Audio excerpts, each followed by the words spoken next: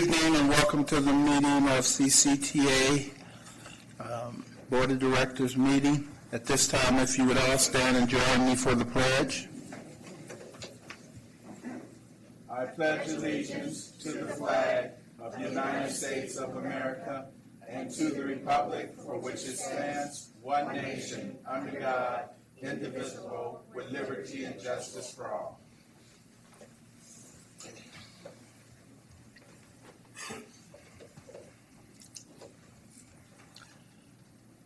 Okay, can we confirm that we have a quorum? Okay. We have a quorum. All right. Next item on the agenda is the consent calendar. Oh, public comments. This is an opportunity for members of the public to address the board on any issues that falls within the purview of this committee, but is not on tonight's agenda. And you can get a speaker card if you're wishing to speak, but if you are wishing and have not filled it out, you may come to the front and we'll have you fill it out afterward. We do have one speaker, and that is, oh no, this is on item B9. 4B9, okay? So seeing none, we will now move on to approval of the minutes. Second. There's a motion and a second. All in favor? Aye. Opposed? Okay. Next item on our agenda is the consent calendar. I have no cards to pull any item. Is there any member of the commission wishing to pull an item? Chair Glover, I'm not a commissioner, but staff would like to pull 211. We're not ready to go with the request for environmental and engineering services yet. So we would like to pull that and bring that back at a future time. Okay, and what are those items? 2.A.11. Thank you. Okay. Move to approve the remainder of the calendar. Second. So there's a motion and a second. We'll get that one to Llewellyn and. Okay. The motion came from Roman? Okay. Okay. And allow a second. All in favor of the motion? Aye. Opposed? Okay. We will now go to public comment. Oh, that's B. 4.0.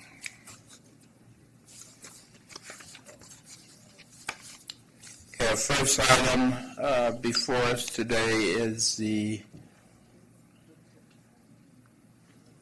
no major discussion item, so we will now move to the regular agenda item, which is 4A, the Administrative and Programs Committee. And the item is the state legislative update. 4.1. Okay, so we have a state update, and we have with us Lindsay, who will be pitch hitting with Mr. Watts. Good to see you. Good evening, Chair and Commissioners. As noted, we have our state advocate, Mark Watts, with us here this evening, and we wanted to provide a brief update on a few items that may be of interest to the authority happening at the state level, and then open the floor for discussion about a particular item. So I'll let Mark begin with some interesting news out of Sacramento. Thank you, Lindsay, and members of the board, and Mr. Chairman. First, the item in your packet that was prepared anticipated the APC meeting, so it's a little out of date, but there are a couple of items I want to highlight that I think are of importance. First, the state budget, when it was approved at the end of June, appropriated for the first time the full amount of Senate Bill 1 revenues for the entire year. For the current year, we are wrapping up, or had wrapped up, They were only able to do 8 months' worth of revenues. Now we've seen the full amount was $4.6 billion. In addition, there were several budget trailer bill items affecting transportation agencies. One was in Senate Bill 848, which limits the administrative portion of the cost that Caltrans may charge for the work it does for self-help counties to 10%. That was an objective of the Self-Help County Coalition. They stayed the course and were able to get that across the finish line, so kudos to them. That provision will sunset in 3 years, so there'll be a chance to review how it was applied and if it was fairly applied. In addition, the CSAC and the League sponsored request in Budget Trailer Bill 848 that allows cities and counties to use other city and county revenue streams and for implementing otherwise qualified RIMRA projects, road maintenance repair projects, and then apply future year appropriations to reimburse themselves. And that's very similar to what we do under AB 3090 in the STIP process. And lastly, in an interesting surprise, AB 1831 has a framework for the expenditure of infrastructure funding that the money would begin to accrue after the rainy day fund is full. And the proposal that was adopted allows some money of that projected overage to go for improvements to the state capitol building, and then half of anything beyond what the state capitol needs would be split between rail corridor improvements administered by CalSTA, the Secretary's office, and the other half would be for multifamily housing.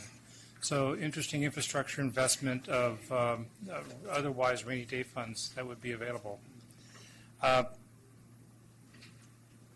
Probably the most interesting development has been with respect to the repeal of the initiative, SB1, repeal initiative.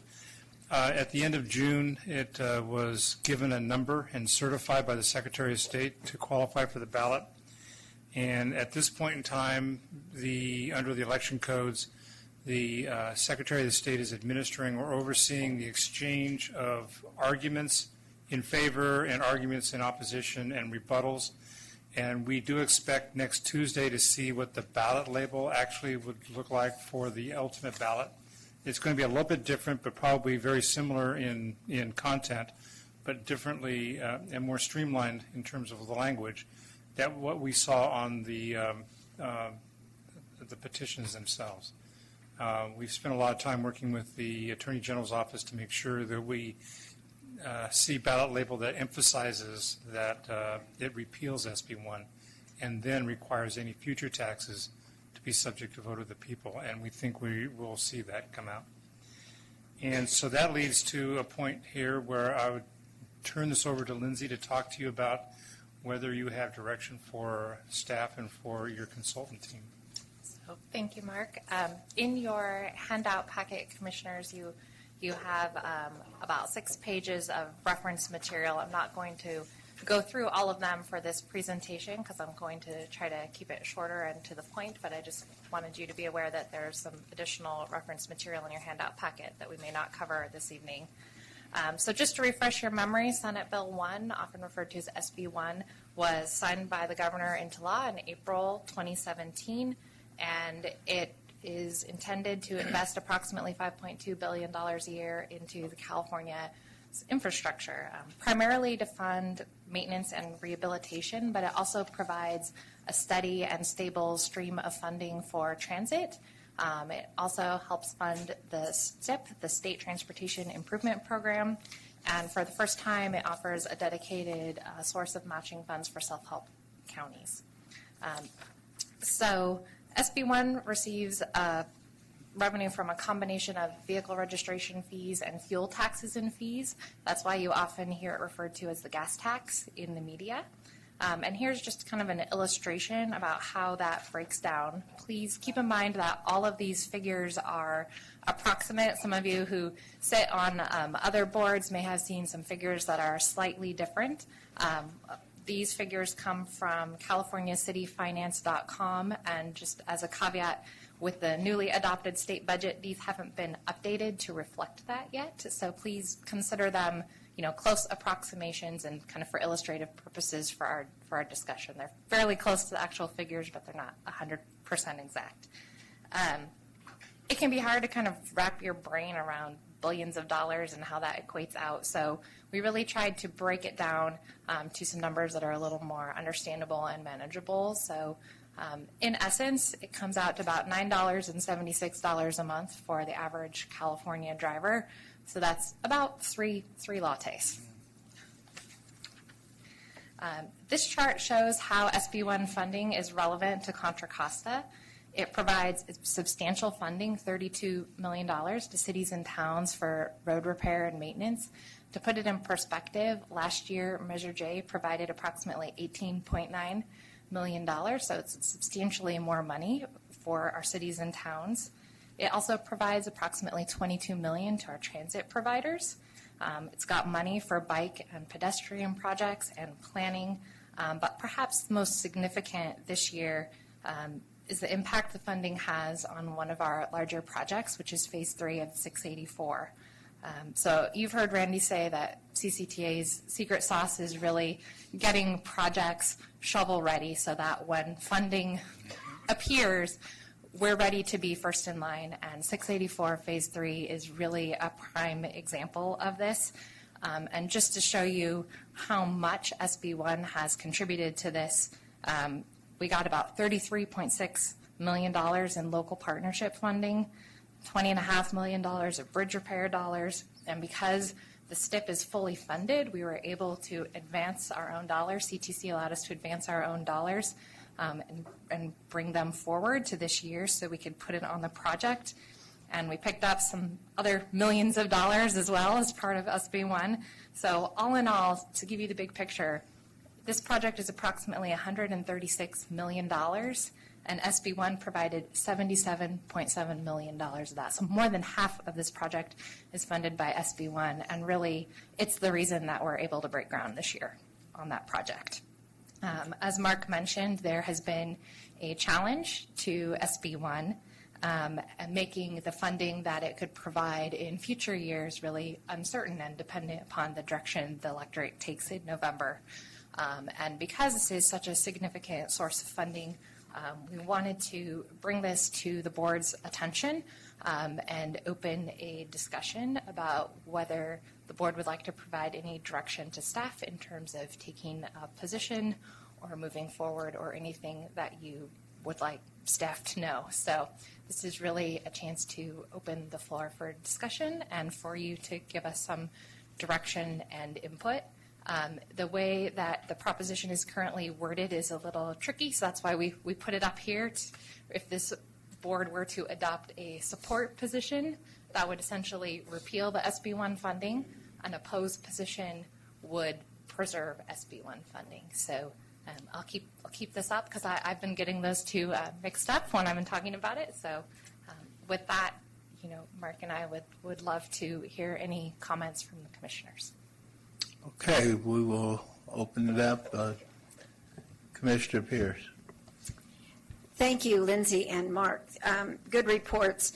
And thank you for the handout. We took it, Amy and I and Newell did a bit of a tag team presentation at the mayor's conference last week, and we handed that out as well as a flyer that MTC put together for the whole Bay Area, but emphasize the one that our staff put together because it focuses primarily on Contra Costa County and what it means to us.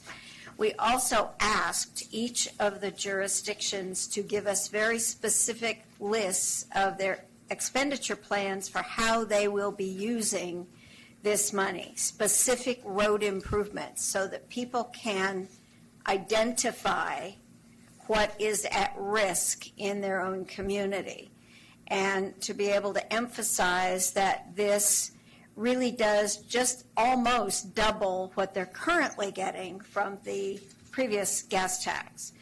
And then to emphasize as well that this is the catch-up for inflation since the last time the gas tax was raised, but primarily to show them that this hits them close to home during their commutes and regionally. And so anything that our staff can do to help compile those lists would be very helpful.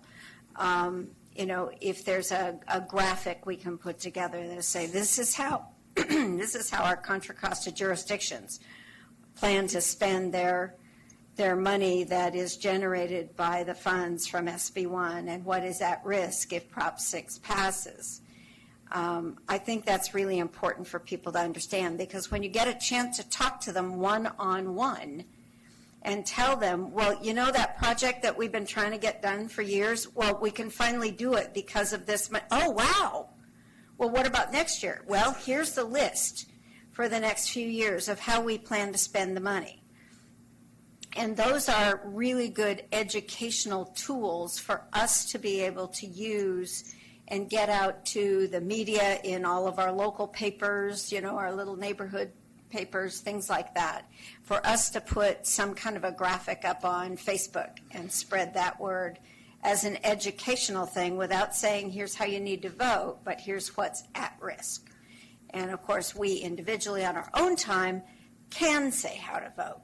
But if we have those informational tools, that makes it much more simple for us to get that word out. And so anything you can do to help us do that would be greatly appreciated.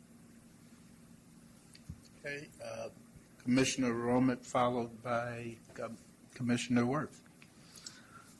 Going to this page with the how to fund the projects, if there is a way that we can include completion dates with and without SB1, of some way of showing them that, with SB1, we can start this year. Without SB1, we won't start for another 10 or 15 years. Trying to let them know that the relief they're looking for is not in the foreseeable future if the funding isn't available. And if there's another, and an aside to this, a little bit more detail would be included on what each project is, because I'm sure a lot of them have no idea what 680, Innovate 680 is. And so the big question is, what is that? So we need that type of instant information, so as we talk to people, we can say, this is how it's going to benefit you, and this is why you really need it.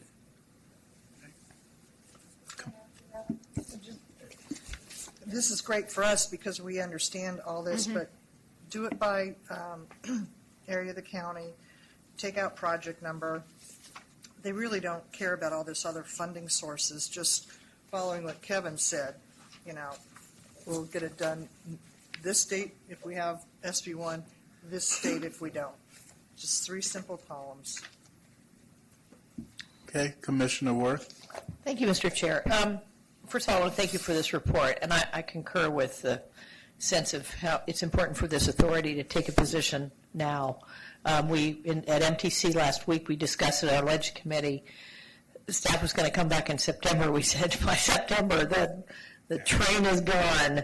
So it's because so many people are dark in August, it's important to do that tonight.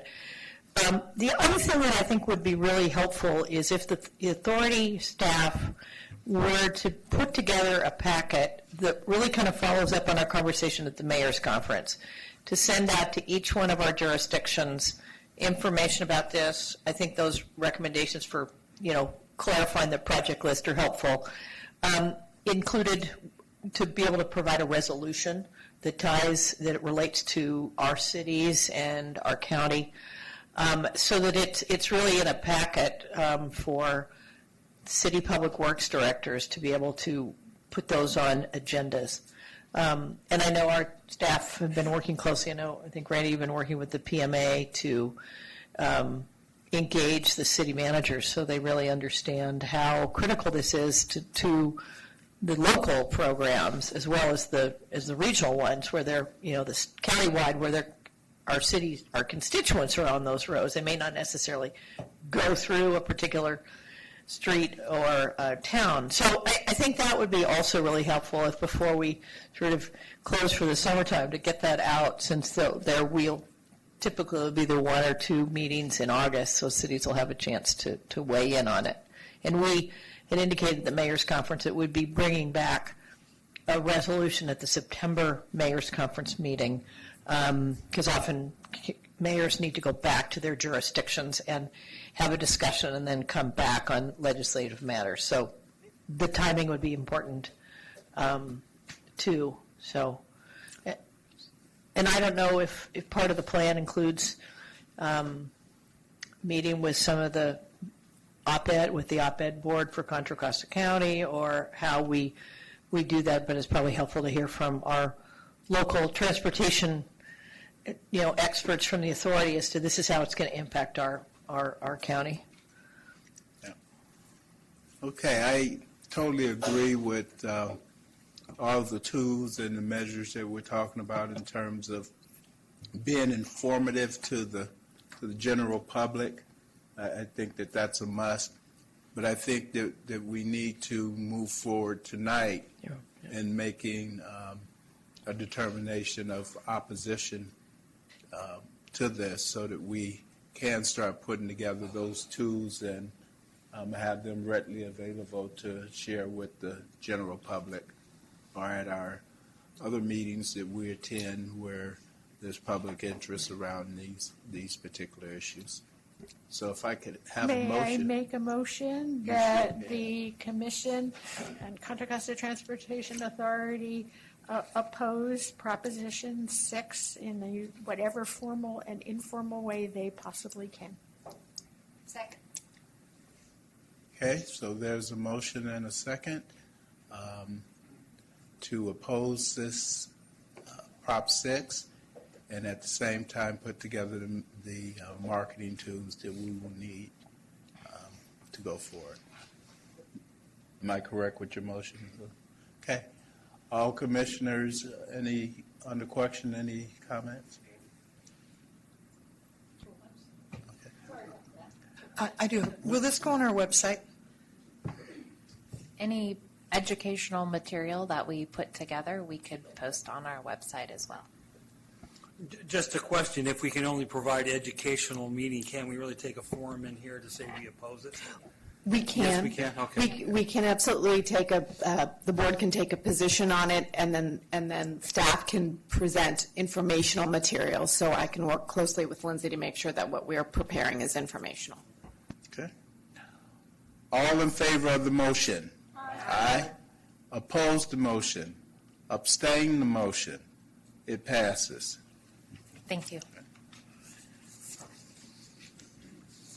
Okay, the next item that's before us today is the discussion for the finance plan for the authority series 2012 A bonds. This is an action that will be presented by Mr. Carlson. Good evening, Chair Glover, members of Carlton, I'm sorry. Good evening, Chair Glover, members of the board. My name is Randy Carlton. I'm the Deputy Executive Director of Administration. To my right is Melissa Schick of K&N Public Finance, our independent financial advisor.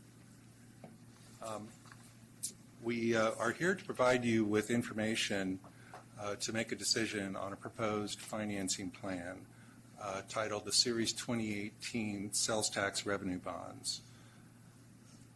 We have about 6 slides of information that summarize key points that are already included in the staff report.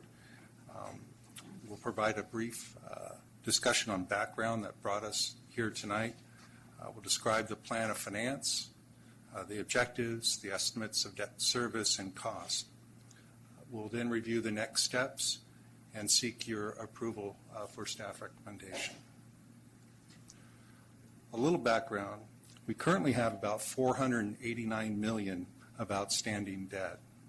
Of this, about 60% is fixed rate debt and 40% is variable rate debt. Variable rate debt similar to an adjustable rate mortgage. The variable rate debt, we call it the 2012 A bonds, and those are the bonds that we're proposing to refinance tonight. In April, we briefed the APC and the board on the issue that we face with the 2012 A bonds, specifically how recently enacted Tax Reform Act resulted in an increase in our borrowing cost of about $60,000 per month on that particular debt instrument. We completed a selection process, hired K&N Public Finance, and put together some alternatives and brought those back to the APC and the board to review and consider. We received approval for a plan of finance, which I'll get into some of those details in a moment, and directed staff to go ahead and assemble the financing team. The objectives of this plan, and the objectives is what gave us the direction for how to structure the proposed financing. First, the objective is to refinance the 2012A bonds and address the issue of the increased borrowing that we were facing. The second objective called for exploring options with the authority's interest rate swap. We took a look at the swap and we made a determination that the full termination of the swap was still cost prohibitive. However, a partial termination of the swap is favorable. Some of the details of the financing plan. The plan calls for taking out the 2012A bonds with more favorable terms that are present in today's market. We will do so using two series of bonds, a Series A and a Series B. We will convert about half of our $200 million variable rate debt into fixed rate bonds. We will reduce our interest rate, or we'll reduce our risk and exposure on the interest rate swap and reduce it from $200 million to $100 million. The plan achieves all of our objectives and reducing our borrowing costs even to a point less than what we were at before the tax reform impact. This particular table is in your staff report. This slide shows the breakdown between the two series of bonds, Series A and Series B. As mentioned earlier, we're proposing to terminate half the interest rate swap. The fee for doing so, as you can see in the table, is $13.3 million. This fee, however, and this is an important point, when we roll it into the financing of the fixed rate bonds at a lower interest rate that's available today of approximately 2.6% versus 3.89%, our total cost, the total cost of repayment is $297.5 million. That's less than where we started before the impacts of the Tax Reform Act. So we're able to include that termination fee and end up in a position better than when we started. To help illustrate that point, our debt service estimates before tax reform impacts was $300.8 million. This is the amount of debt that we would repay over a number of years ending in 2034. This includes principal, includes interest, includes all transactional fees. After tax reform impact, that increase went up. This is the cost that we're currently experiencing. It's $306.7 million. However, with the restructuring of this debt and issuing bonds today at lower interest rates, we're able to refinance the whole package and reduce our swap in half to a total debt service of $297.5 million. Here on this slide, just a high-level review of some of the next steps. We'll be meeting with the rating agencies August 8th. That will include Standard & Poor's and Fitch Rating Services.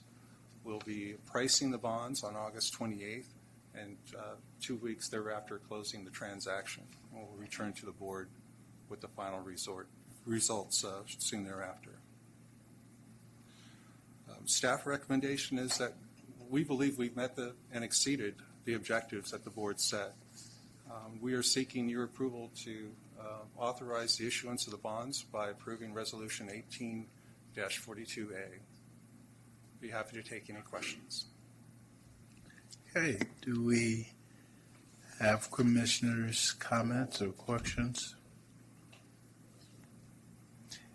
Just a question that I have. Have anyone communicated with New Aldrich on this? Because I know this is Oh, yeah. a big deal. I'm just wondering where he's at. Commissioner Pierce? He's very supportive. We've had an extensive discussion at the admin committee on this item, and this is even better news than we expected. We knew that it was going to keep us from paying extra. We didn't know we were going to save quite this much. And so this is really good news. It's a very forward step. Would that we could pay off the entire $200 million, but we can't.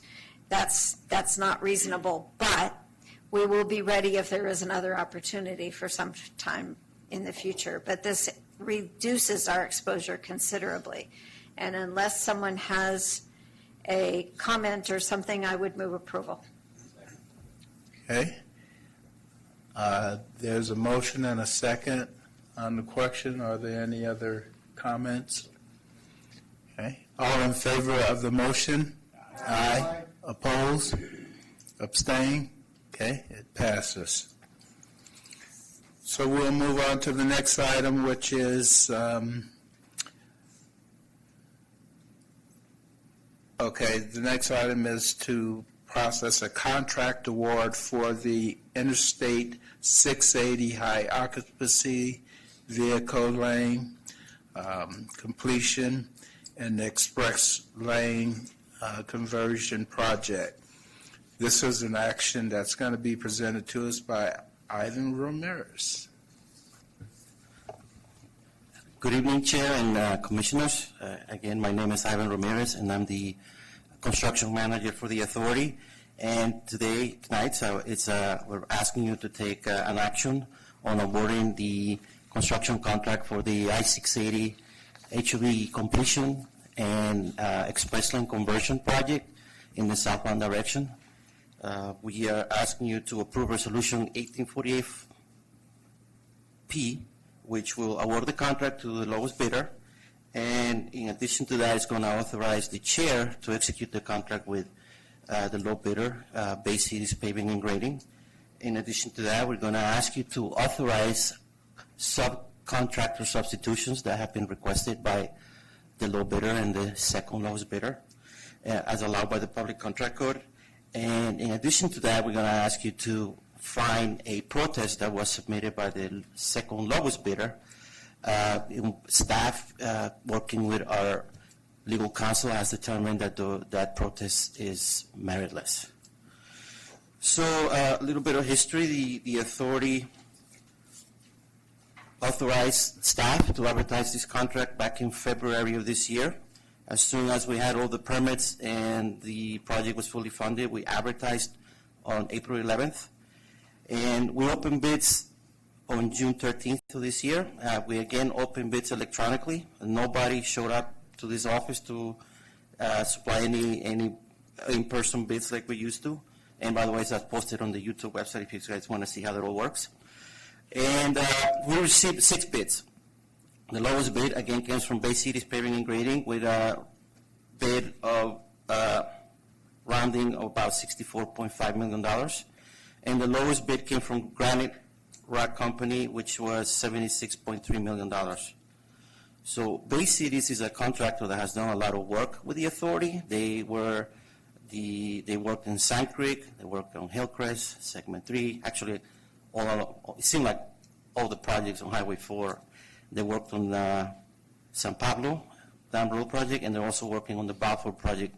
Not all of those projects as prime contractors, but definitely a lot of work as subcontractors. So we've got a good history with them, and they're a good partner with us. So after the bids were received, both the lowest bidder and the second lowest bidder submitted a request to substitute subcontractors. So the solicitation requires that they submit the name and location of the subcontractors. The reason that is required is because the Public Contract Code, the legislature doesn't want shop bidding to occur. They call bidding or soliciting lower bids. So they want to fix the name of the contractor who's going to do the work. So that's allowed by the Public Contract Code. The error was both contractors did the same error. They listed 2 subcontractors for a single item of work. So what they did is they asked us to relieve the subcontractors. We are required, the subcontractors, we give them an opportunity to respond if they, in fact, are releasing a portion of the work. And they all did. So having gone through that process, both prime contractors accepted that that work was going to be performed by them. So everything worked pretty well in that action. In addition to that, we also received a bid protest by the second lowest bidder, which is Flatiron Construction. Flatiron was only about $30,000 more than the lowest bidder, Bay Cities. And in essence, their protest was that there was a portion of the work that the lowest bidder, Bay Cities, did not list what they call a specialty contractor to perform the work. In addition to that, they stated that they did not list the contractor license number of one of their subcontractors. And lastly, the solicitation also requires that they write the place of business of the subcontractor that they're listing. So Bay Cities missed one. It was Tennyson Electric, and it was just an error that they committed. So one by one, the solicitation requires that the prime contractor have a license type A, so they are not required to have a specialty license. So in essence, the contractor can perform the work. It doesn't have to be a specialty contractor. So that portion of the protest is basically without merit. The second one is regarding the license number, contractor's license number, and that is not required when you have federal aid. The federal government will not allow us to require that the contractor have a license number at the time of bid. They will definitely have to have a license by the time construction begins. So if this project didn't have federal aid, then we will definitely have to have the contractor's license number per the California Public Contract Code. So, and last, the fact that they didn't list the location of business for Tennyson Electric. But, so this is in fact an error. However, we also require that the bidder submit the Department of Industrial Relations contractor's number. So if you go to the Department of Industrial Relations and you take that license number, you can identify Tennyson Electric, and then based on that, you can trace back to where these people do business. In this particular case, they do business out of Livermore. So by doing it in that way, it eliminates any ambiguity as to what contractor was being listed. So for that reason, we found the protest to be meritless. So one last fact, the DBE goal for this project was established at 16%, and we're happy to report that the lowest bidder met and exceeded that DBE goal. They were at 16.2%. The second lowest bidder, Flatiron, I think they achieved less than 9%. So we're very happy that the DBE goal was met by the lowest contractor. So with that, we're asking you again to approve Resolution 1848P. If you do approve it, we're going to start construction by middle of September, if not sooner. So with that, I'm open to any questions. Okay. Are there any commissioners' comments, questions? I don't have any cards from members of the public. Anyone wanting to address the commission on this item? Okay, seeing none, is there a motion? I would move approval of Resolution 1848P, which will award construction contract number 491 to Bay Cities in the amount of $64,570,783.67 to provide construction services and authorization for the chair to execute construction contract number 491 with Bay Cities, authorizing the subcontractor substitution requests and rejecting the bid protest from Flatiron as meritless. Okay, is there? Read it straight off the agenda. Okay, there's a motion and a second. Any?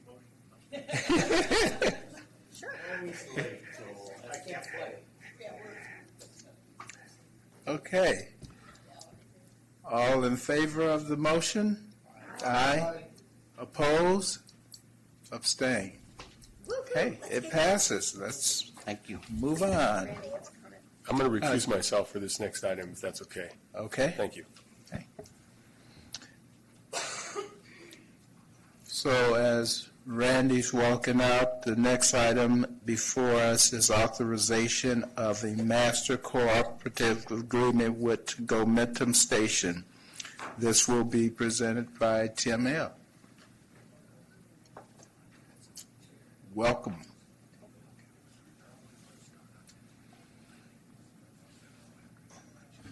Good evening, Chair Glover and Commissioners. Thank you for,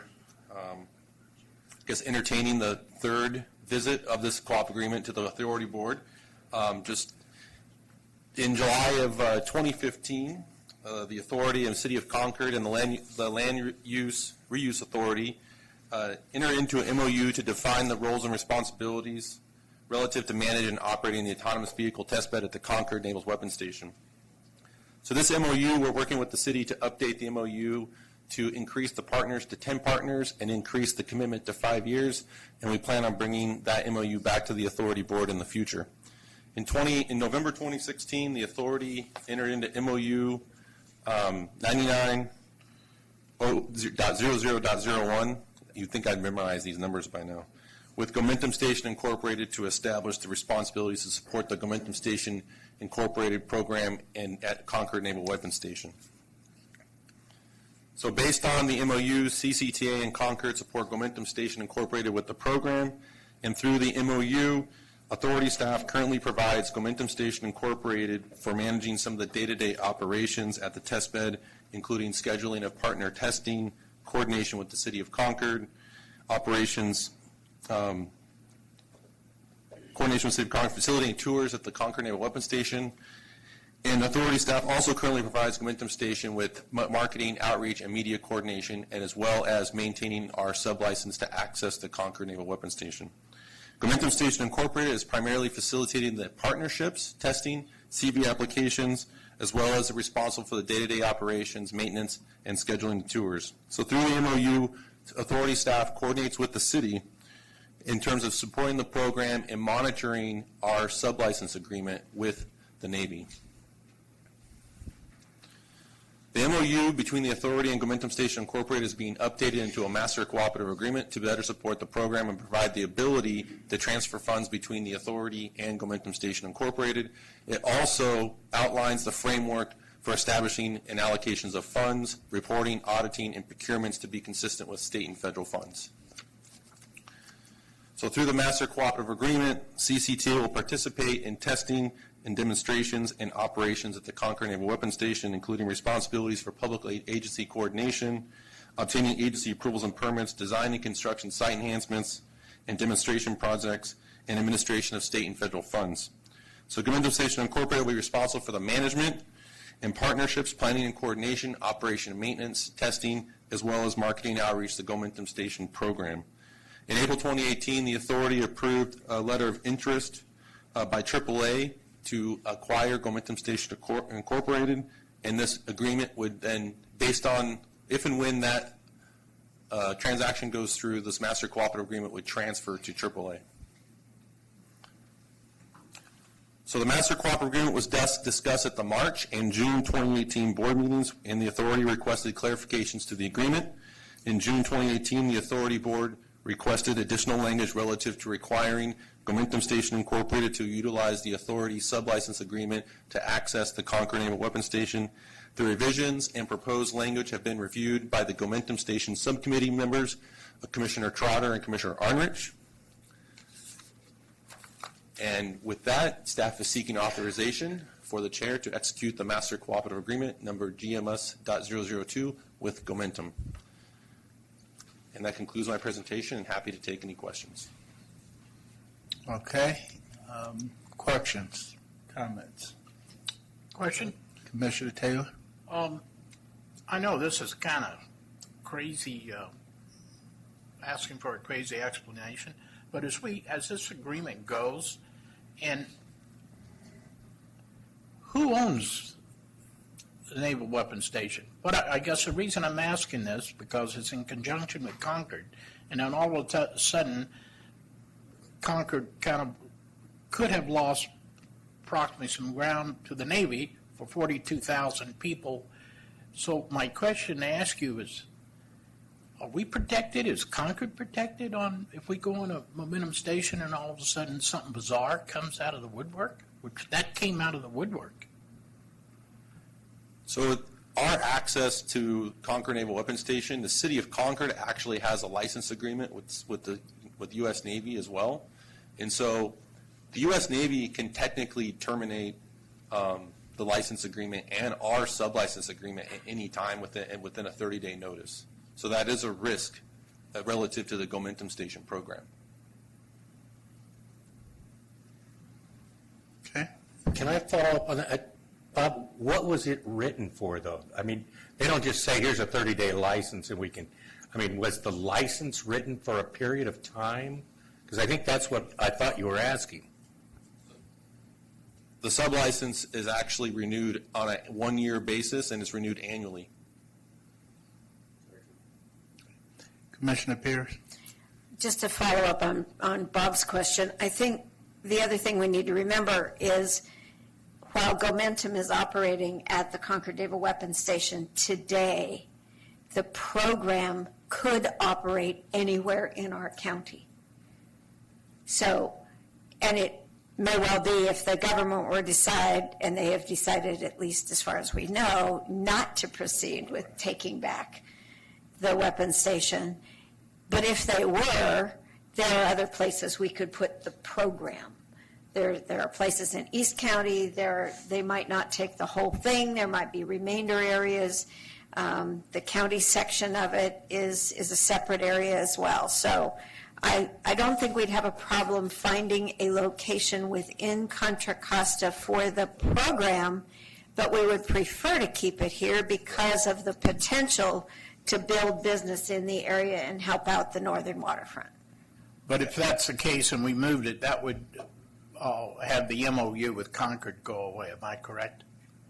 Yes, we have to create We'd an have to MOU. do another MOU with wherever the next location might be. Right. Okay, I just wanted to make sure because that really was very different. Okay, any other questions or comments? I'll move the item. Second. Okay, there's a motion and a second on the correction. Okay, all in favor of the motion? Aye. Oppose? Abstentions? Okay, let's go. Go Momentum. Thank you, staff, for the hard work. Yes.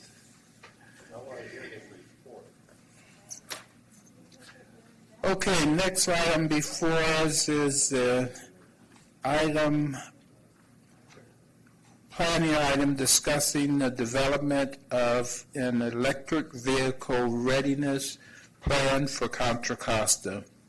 And this will be presented to us by Matt Kelly. Thank you, Chair Glover. Matt Kelly, Senior Transportation Planner with the Authority. I'm here with Peter Engel, representing our Programs Department. We're going to team up on this. Basically, one of the goals that came out of the 2017 countywide transportation plan was to increase the number of alternative fuel vehicles in the overall fleet in order to meet our greenhouse gas reduction targets. Late last year, Authority staff began discussions with 511 Contra Costa and the county's sustainability director or coordinator on the topic of developing an electric vehicle readiness plan for Contra Costa in order to help achieve that goal. Another primary driver for developing an EV readiness plan for the county is the large amount of funding that is becoming available for infrastructure development through the Bay Area Air Quality Management District, through PG&E, and especially through the Volkswagen settlement, which you might remember. Earlier this year, CCTA submitted an application for the California Energy Commission's EV Ready Communities Challenge Phase 1 grant. And in June, we were awarded a $200,000 grant in order to develop a plan for Contra Costa. So having a plan and associated policies in place ahead of the funding availability would definitely better position us to get those funds and to spend them in the county. And that funding will be available in Phase 2 of the Energy Commission's grants. We would also be developing a blueprint for deployment of charging infrastructure around the county, a model ordinance, and policies that cities can use for the residential and commercial development, parking and charging policies, which are a big issue. It would support our local transit operators who are starting to migrate to electric vehicles in their fleet, as well as local municipalities migrating their fleets. It would include a workforce development plan to help get local labor groups involved in the EV maintenance field. It would also target disadvantaged communities around the county and make sure they are set up for the EV turnover. So timelines are relatively tight on this, so we would like to go out and get a consultant to help us develop this plan. So our recommendation tonight is for you to authorize our executive director to approve a funding agreement with the CEC and release an RFP in order to retain a qualified consultant. So we can take any questions you might have tonight. Okay, questions? Commissioner Taylor? In regards to going out and for the consultants, out of this grant money, the consultant fee would come out of the grant money? Yeah, basically the $200,000 would be spent on consultant services developing the plan. However, we have about $47,000 in-kind, staff resources that would be expended on the plan as well. Do we have a threshold of paying that we would not like to exceed with a consultant? Well, $200,000, that's what the commission is giving us, so that's the maximum amount the consultant would be able to expend. So you're telling me the consultants already know what the paying the threshold is? Well, they'll see our scope and schedule, and I think they'll design their proposal accordingly. I'm sure. Okay, thank you. Commissioner Hudson? I'm trying to think out of, this consultant he has this money, does he then go out and ask what other organizations, grants or whatever we could receive? I mean, I'm looking around at the representation just at this board are there grants that MTC would give that they'd go after? I know we're looking at doing it at the Air District. Is this something staff in-house does, or is this consultant going to be doing it now? We think the scope here that we submitted to the CEC when we got this grant is probably requires more expertise than we have on staff with regard to EV charging. We think it's a fairly aggressive scope for $200,000. That was a maximum limit on this amount. So as we go through this project, we're going to deliver this plan to for the county and to CEC, hopefully to get some Phase 2 money for implementation. At some point, if we see where we might need some extra money, we can look for that to see if we can supplement the scope a little bit. But at this point, this is where we're at. Okay. Any other comments? Commissioner Roman? Move approval. Second. Hey, there's a motion and a second by Hudson. All in favor of the motion? Aye. Opposed? Abstain? Okay, it passes. Okay, next item on our agenda is to discuss adoption of the final 2018 countywide bicycle and pedestrian plan. This is going to be presented by Brad Beck.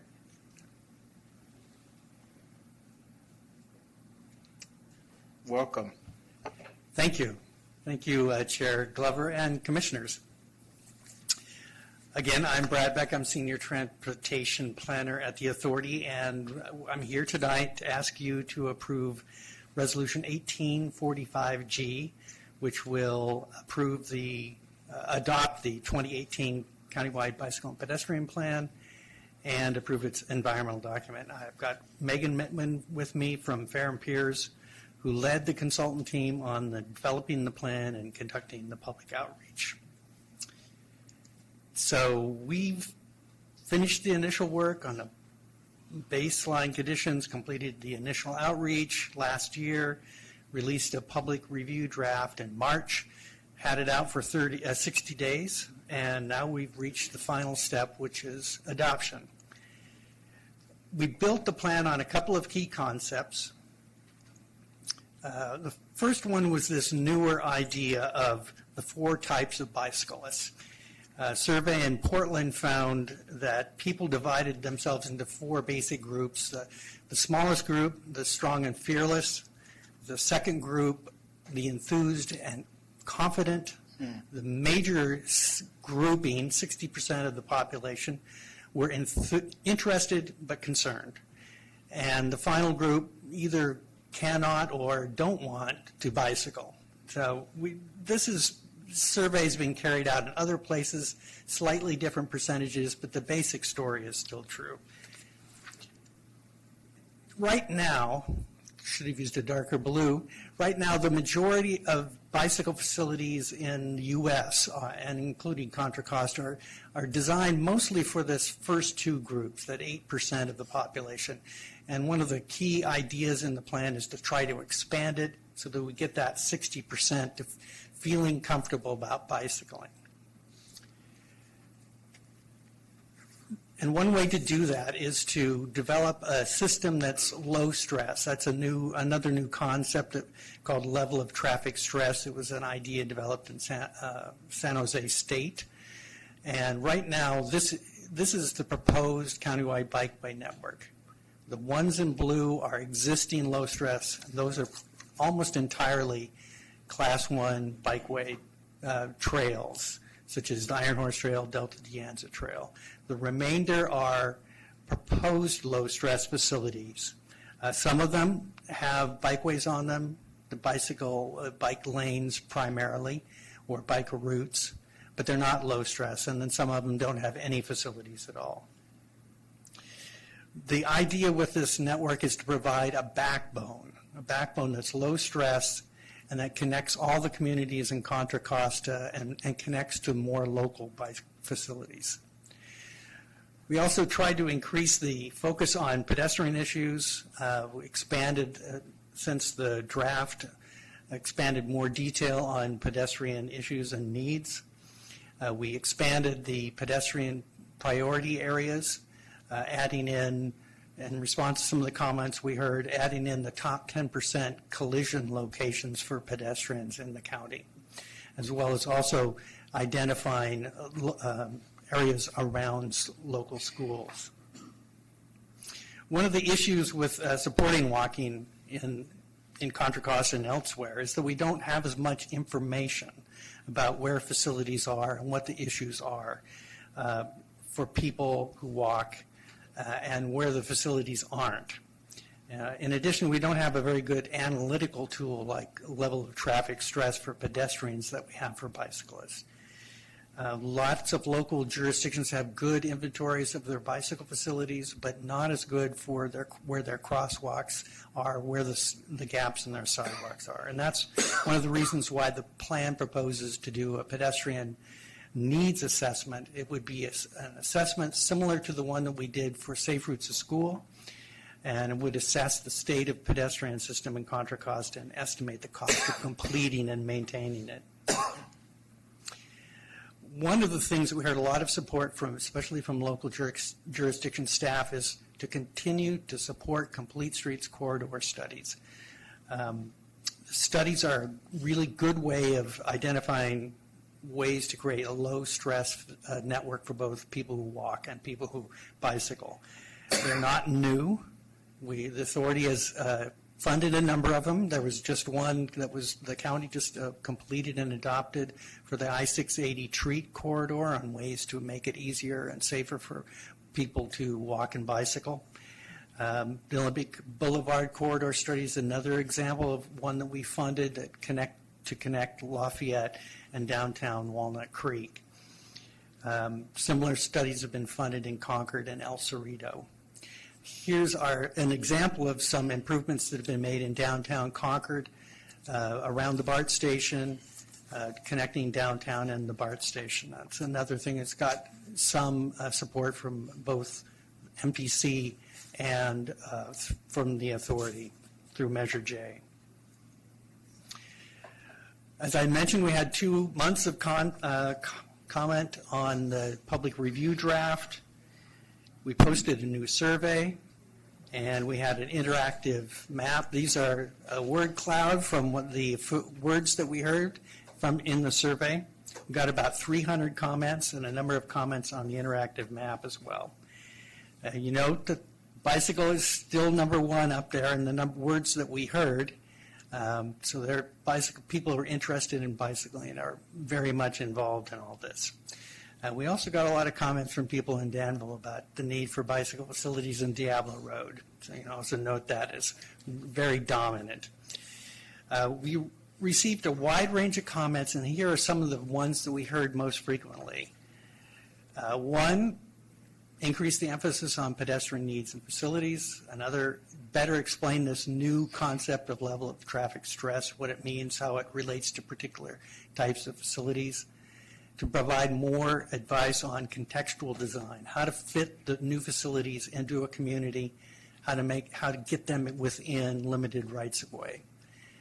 To clarify the plan's priorities and to clarify how we're going to implement the plan itself. Right now, in our list of projects called the CTPL, we've got about $1.4 billion of pedestrian, bicycle, and safer to school projects that local jurisdictions have told us about. But according to the countywide transportation plan that you adopted last year, we only have about $172 million available to fund those projects, leaving a substantial shortfall of $1.2 billion.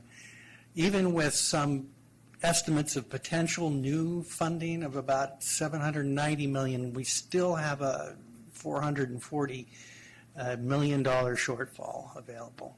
And this is probably an underestimation because as local jurisdictions develop their own plans, they do the Complete Streets Corridor studies, there'll be new projects identified. The Olympic Corridor study, for example, identified about $12 million of new projects. The shortfall is $442 million. The measure that we just missed on, how much would have gone? Was it $300 million? Could we have made up that if we made it? Not quite, I don't think. It was close, but not. Now, some of that, though, I will say that some of that funding was included in that estimate of the 790. So, no.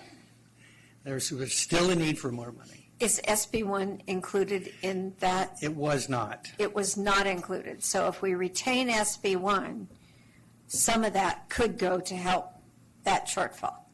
Yes, that's right. So let me mention a few of the changes we made in the last couple of months. One, I mentioned increasing the focus on pedestrians, expanding the level of traffic stress discussion, adding a new section on priorities, expanding the discussion of bike share. There's a lot of interest in trying to come up with a way of, as one staff person put it, controlling the chaos of dockless bike share and scooter share in Contra Costa, and adding a new discussion of contextual design to our best practices appendix. So implementation, we've got a couple of key implementation actions. Some of them are just doing what we're doing now, of updating plans and maintaining a best practices appendix. But we, as I mentioned, the pedestrian needs assessment, also trying to work with jurisdictions to come up with a Vision Zero and systematic safety approach for the county to help coordinate bike share programs, develop a method to mitigate vehicle miles travel impacts using bicycle and pedestrian improvement. That's a new thing in CEQA. Looking at innovative ways to monitor walking and bicycling in the county to get a better handle on that. And finally, to fund new and improved connections. So the action tonight that we're asking you is to approve Resolution 1845G and adopt the 2018 Countywide Bicycle and Pedestrian Plan. And thank you for your attention. And if you have any questions, Megan and I would be happy to try to answer them. Yeah, I have a couple of public speakers, but any comment from members before we go to public comment? Okay. Tom? Commissioner Butt? Yeah, now I can't, I pulled up my, I made some extensive comments on this, and I couldn't find the marked up draft plan, so maybe if you could email me and tell me where to find it, I'll look at it. But I wish I could find my comments, but the gist of it is that 50% of the title of this is pedestrian, and if you look at the table that was in there about the number of trips that are made by people, there are far more pedestrian trips made than bicycle trips. And at the inner, shorter range, there's more than car trips. And yet, there was almost nothing in here in the whole plan, there was almost nothing about pedestrians. It was totally limited to talking about crosswalks at intersections. And since I couldn't find the updated marked up copy of this, I was unable to review how you changed it. But I would hope that you would find some way of really making this a bicycle and pedestrian plan, not just a bicycle plan with a little bit of discussion about crosswalks at intersections. Anyway, apparently you made some changes, but I couldn't find them. The things that we did in response, one was trying to take one of your comments, which you laid out 3 steps that you hope that the authority would undertake. And we turned that into the pedestrian needs assessment, where you identified some of the things that the plan should do. And we didn't have the time or the budget to do it now, but it is one of the key implementation steps. We also expanded and reworked the pedestrian chapter to add some more detail on what pedestrian needs are and to add more detail on the different types of pedestrian improvements and how they can be used to improve things for people who walk. There is a considerable amount, and there was in the public review draft, on best practices for pedestrians. It was about equal, I think you would agree, about equal number of amount of information on pedestrian improvements as for bicycle improvements. So we have tried to respond to some of the comments that we received about increasing the emphasis on pedestrians. One of the things, as I mentioned earlier, is that we don't have as much information on walking, and we don't have the same level of analytical tools as for pedestrians. And they're starting to be developed, but they're not quite at the level as tools for bicycling. Tom, does that? Well, I'll take another look at it, but it sounds like, again, that you just sort of tweaked it to say pedestrians are really important. But if it's going to be a pedestrian and bicycle plan, it really should have a lot more information about the pedestrian part of it. Okay. Commissioners, I have a comment on that. So we apologize that it may not have been laser focused on pedestrians, but we recently had a meeting after the plan was in draft final stage with the National Fitness, the CEO of the National Fitness Campaign, and he has developed I don't know what the right term is, but it's a squared out area near trails that have various devices for pedestrians or walkers, casual walkers or power walkers to work out and do a workout, and you have blocks where you step up and step down. And studies have shown that when you build these, and it takes a relatively small area along these major walking paths, like their Bay Trail is the top of the line for putting these facilities up around. And so he actually wants to come and speak to you, Mayor, but about maybe building one of these facilities in Richmond. The other space he identified was in San Ramon along the Iron Horse Trail. And it's shown that it increases people that walk because they walk by there to do whatever it is that you do when you work out and with these devices, and then they keep walking. So we haven't given up on making sure that this plan entices new ideas to get more people to walk and bike.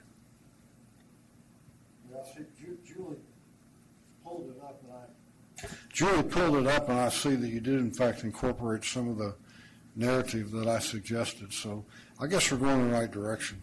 Thank you. Okay, Commissioner Worth. Thank you, Mr. Chair. Yeah, I just wanted to follow up. First of all, I appreciate taking this, as you always do, to all the regional committees, because we had the opportunity to go through it and have our staffs go through it. One of the things that struck me when you presented the array of bicycle riders and their different views, I know Dave's here. He's one of those fearless guys that rides. The rest of us are, But I did want to ask, do we have any funds in this plan and contemplate providing resources to cities who want to do education and outreach and training around bicycle riding? I think that a lot of, whether it's adults or children, there's that barrier of getting to it. And so that if we don't, that may be something we might want to consider in the future, to be able to give cities the tools through their park and rec or whatever to help our community engage in the bicycle network. We do have, and the authority has long supported the 511 Contra Costa efforts, and they do a lot of education. One thing that Peter is working on with 511 now is to develop what's known as a bicycle garden in Concord. Probably it'll be in Concord as a space for schools to bring their kids, and there'll be a little mini city in that space, and it'll be a good way to train kids on how to bicycle safely. And there's a continuing efforts by the authority to fund 511 Contra Costa and similar local efforts. There are other programs in the county like Street Smarts in the San Ramon Valley and the West Contra Costa Bike and Walk Leaders. It's something that the county staff is working on. Perfect. That's great. Commissioner Hudson. He just beat me to it. No, our Street Smarts program is very popular. We pour a ton of money into it. We do bike rodeos. We do displays, an hour at every elementary school that we can get to. The importance of helmets. We give out helmets. We show what can happen when you don't do helmets. And we have a program where the kids come up with a program. And they're actually rewarded on who has the best picture or who has the best. Their YouTubes now are getting pretty creative. Maybe we could use them here. No, this is a very successful program, and I would recommend every city participate more in it, because we're going to have to if we're going to start doing these green lines and bike, and you're going to have to be more aware of what, everyone I talk to doesn't realize there's a speed limit on the Iron Horse Trail. Great. So in context with this plan, as it moves forward, I think it'd be great for us to develop a way to share those best practices with all of our communities. Be great. Okay, any other commissioners? All right, at this time, we'll go to public comment. First, Bruce Olson, and he will be followed by Dave Campbell. Good evening, Board of Directors. I am Bruce Olson, resident of Pittsburgh. I'm a bicyclist. I'm one of those 1%ers. I rode my bicycle to this meeting tonight. It was 17 miles. When I left home, it was 97 degrees Fahrenheit. I'm here. Obviously, it's doable. Just drink plenty of water. And in fact, eat Cliff Bars, too. Sorry. I'm speaking for the Delta Peddlers Bicycle Club tonight, and basically for all bicyclists in Contra Costa County. We urge you to adopt this plan. It's an upgrade from the previous plan. It helps move Contra Costa County into the future. Staff and the consultant did a fine job. There's only one problem with the plan, and that is it's a plan.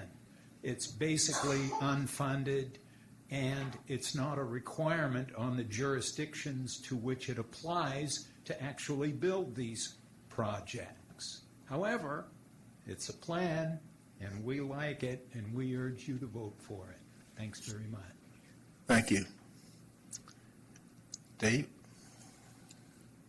Dave Campbell, Advocacy Director with Bike East Bay. I'm in the enthused and confident group.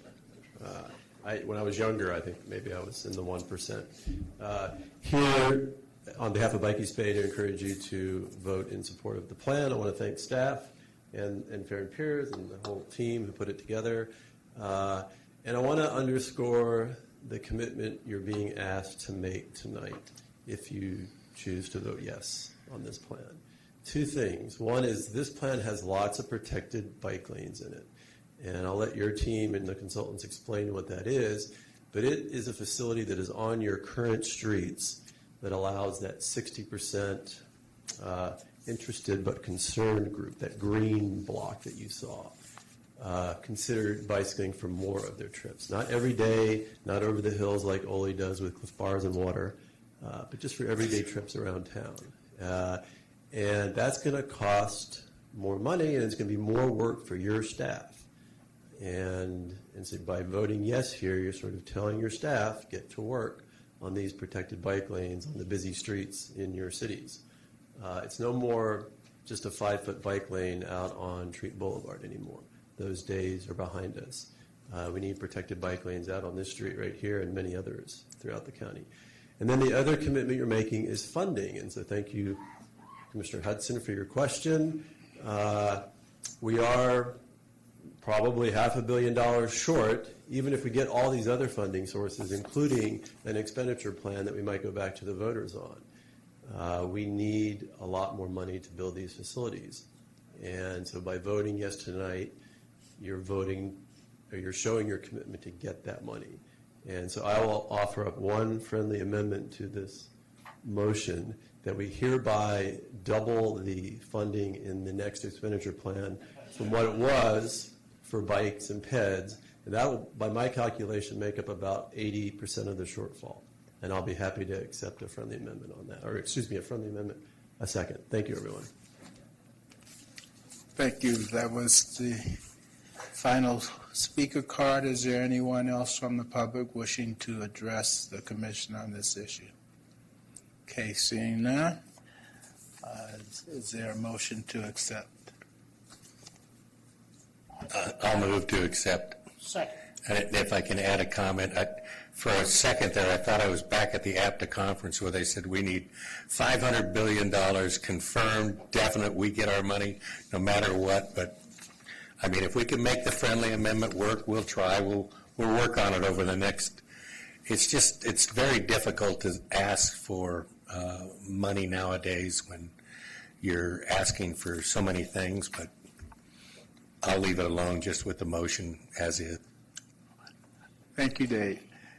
Okay, there's a motion and a second. All in favor? Aye. Oppose? Abstain? Okay. Thank you for the report. Now go out and get them double the money.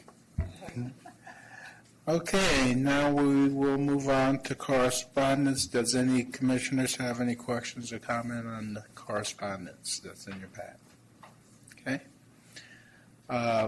So you will find the associate committee reports also in your package for handout. If you have any comments or questions on that. No? Okay. Chair's report. I just want to say to staff that it's been some real exciting work that's been taking place here as of late, and I just want to commend you on all the efforts that's put forth to make these great things happen. And that would be it. Any commissioners' comments or questions? Do I start it off? If I can, I have two things. One, I mentioned it briefly at the mayor's conference, and I need to get copies of it because the Air District's going to get behind it more than just a little bit. The governor's got a program that he's trying to put together on his way out called Diesel Free of 33. He's asking for all electeds, even more than electeds, anybody he can get behind it. He wants 50 governors, but he might get 1/50th of that. We'll see how it goes. And the idea is, and talking to Newell, this is not a new idea in the world, that we want to try and reduce the amount of diesel that's around there. Health-wise, it's a great idea. Second, I've had a couple calls and something that Dave Campbell was just talking about. I'd like this authority to consider reconstituting our committee of the whole for the expenditure plan that we did before we did Measure X. I'd like to take advantage of Don Tatson while he's still here. I think you all know he's not running again, but the Transit Authority does not require you to be an elected official to be on it for a while. And I think that probably between now and the end of the year, it takes that long just to get the darn thing together on the direction you're going to go. Then you're out to the little RTPCs and what is it Newell says, the RTCPs or whatever. But I mean, you saw it again tonight. I'm hearing it many times. There's still a need for more funding, and people are asking for it. They just don't want to pay taxes. So, maybe we need to, that fact of life. Maybe we need to figure out, more support. I think that in my city alone, I know we could have done more. I know we can. I think if I pushed Newell for it, I know we could have done more. So maybe if we don't cut Bart out of the thing completely, we might be able to find the funding for the bike. But outside of that, if you don't get the escalators working, we're not going to do it anyway. So what I'm asking tonight, if we can, just as a nod, let Randy know that maybe by our September meeting, because we're not doing August, we take a look at this. We do our meeting, and then afterwards we have that second meeting and see if this is something we want to start pursuing up. By November, we'll know. I mean, if SB1 doesn't make it, folks, we're going to need more than a half-cent sales tax. We know the needs are real. So, I mean, is it okay that we start trying to get done? It's not on the agenda, and you're preaching to the choir, and Randy heard you. Okay. Yeah. And the other thing that I'm trying to slide through, and because she forgot the vice chair, was Julie. Okay. Any other commissioner comments? Ex officio? No? Okay. Okay. Executive Director. Commissioners, I too want to thank the CCTA team. They're doing just a wonderful job. We have a lot of work, and we have a lot in construction, and it's just a fantastic team that's working very well together. We're refinancing bonds, and sometimes we forget about all these things and we take it for granted, but there's a lot of people, 20 people working, or at least 19 if you don't count me, 19 that are working very, very diligently trying to make sure that we do all the things we need to do to make sure that mobility happens here in Contra Costa County. We were invited, well, first of all, on August 14th of this month, this is just notification that we're going to host out at Gomentum Station the California Transportation Commission commissioners, the Washington State Transportation Commission commissioners, and the Oregon Transportation Commission commissioners in a joint meeting out at Gomentum Station to give them a tour of the facility and talk a little bit about the next generation of mobility options, what we're trying to do here in Contra Costa County. So it's, once again, it's pretty much an honor for us to host really state departments of transportation from a county transportation agency. So anyway, we're really excited. I'm excited about that. I haven't, other than asking them for money, the commission, this is a golden opportunity for us. So hopefully we'll get another $200 million to finish all the bike lanes and finish our projects here in Contra Costa County. We hosted the Public Utilities Commission. The PUC is involved in the autonomous vehicle deployment if a transit agency is not operating or overseeing the project because they view it as a jitney service. And so that's an ancient law that's been on the books for a long time. So Lindsay and I went out and met with Nick Zanjani and gave him a ride. We took a ride in the shared autonomous vehicle, and I think it was well appreciated. He had a good time. He did mention it was kind of slow, which is good, and it's kind of mundane, which is even better. I got to moderate a MOS, a Mobility as a Service, but better known in America and the United States as Mobility on Demand webinar. We had the 3 speakers that we had at Redefining Mobility Summit. They did it. They were planning to do it. Christina's son was hit on a bicycle. He's okay, but she couldn't participate, so Tim backed her up. Well received. We're getting a lot of questions about what is MOD, how are you going to deploy it, what does it mean? I was invited to AC Transit Shared Mobility one-day workshop in Oakland, and they wanted to know how we're going to deploy our technology, and in the front row were the union representatives. And so there was a lot of dialogue about taking jobs away, and I said, our purpose here is not to take jobs away, but to complement the existing transit service, because the transit service runs empty sometimes during the day. And one of the questions was, well, what do you do with the homeless? Because they use the buses as places to sleep. And I said, transportation is asked to do a lot of things. That's the first time in my career that and I've only been doing it for 35 years, that someone's asked me how do we deal with the homeless that normally ride buses. But that's one of the issues. So we'll work on an answer for that. We hosted First Auto Works. They're the oldest car manufacturer in China, not the largest. And Jack and I had a conversation with them. They want to move from Detroit, which I said, I don't blame you, to California, and we suggested Contra Costa County, somewhere in Concord, open up a research center. And they said they would be back to us to talk to us more about that. Transportation Commission meeting, I think Susan and I believe Hisham might have attended as well. Did you attend? No, it's just Susan.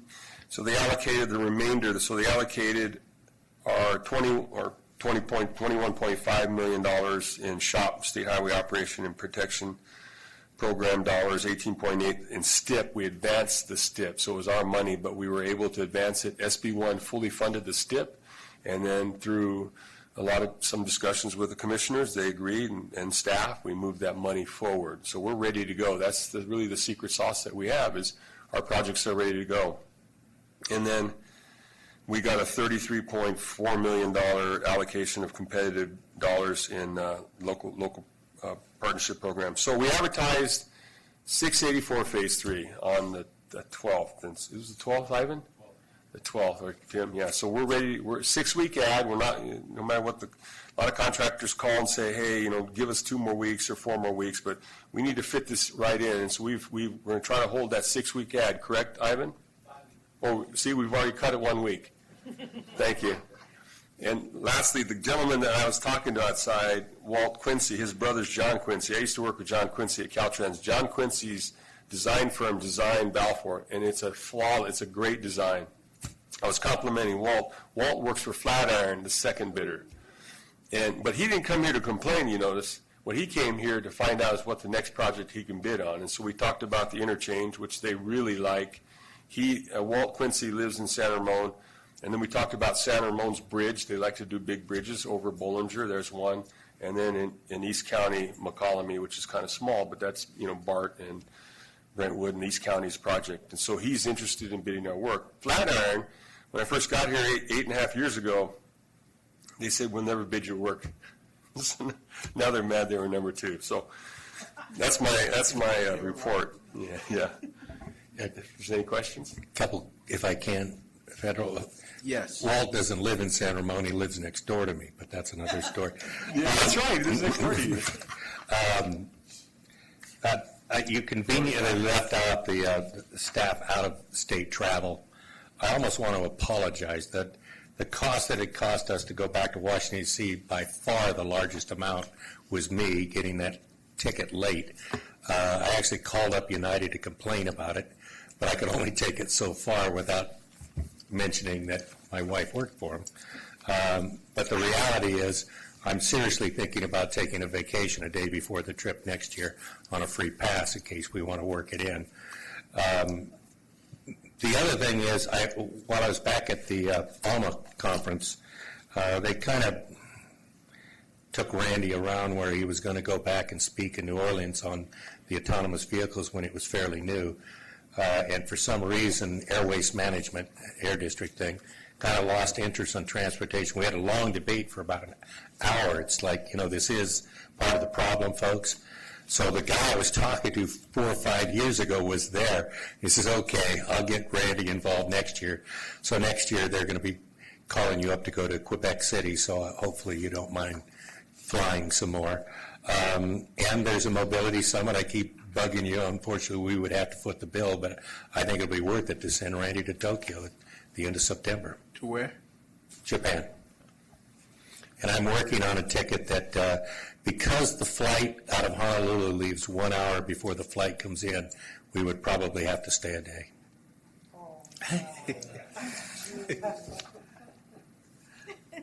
We'll make you stay at the airport.